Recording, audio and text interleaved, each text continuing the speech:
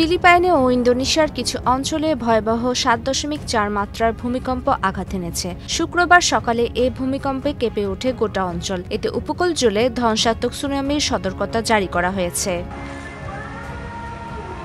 যুক্তরাষ্ট্রের national tsunami warning centre জানিয়েছে, স্থানীয় সময়ে সকাল ৯টা ৪৩ ফিলিপাইনের দক্ষিণাঞ্চলের উপকূল থেকে প্রায় ২৩ কিলোমিটার গভীরে ভূমিকম্পটির উৎপত্তি হয়। সংস্থাটির হিসাব অনুযায়ী ভূমিকম্পের প্রভাবে ফিলিপাইনের উপকূলে ১ থেকে ৩ মিটার পর্যন্ত উঁচু ঢেউ আছড়ে পড়তে পারে। পাশাপাশি ইন্দোনেশিয়া ও পালাউয়ের কিছু অংশে জোয়ারের উচ্চতা ০.৩ থেকে ১ মিটার পর্যন্ত বাড়ার সম্ভাবনা রয়েছে।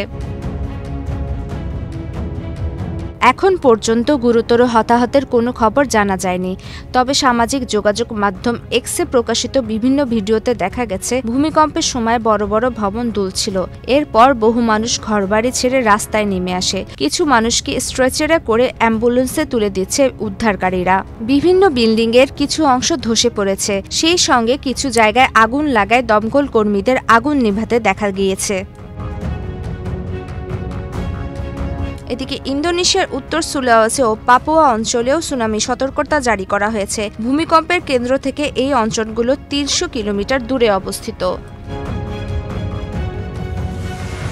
দুই দেশের কর্তৃপক্ষ পরিস্থিতি নিবিড়ভাবে পর্যবেক্ষণ করছে এবং উপকূলীয় বাসিন্দাদের সতর্ক থাকার আহ্বান জানিয়েছে। প্রমিতি কিবরিয়া ইসলাম, বাংলাদেশ প্রতিদিন।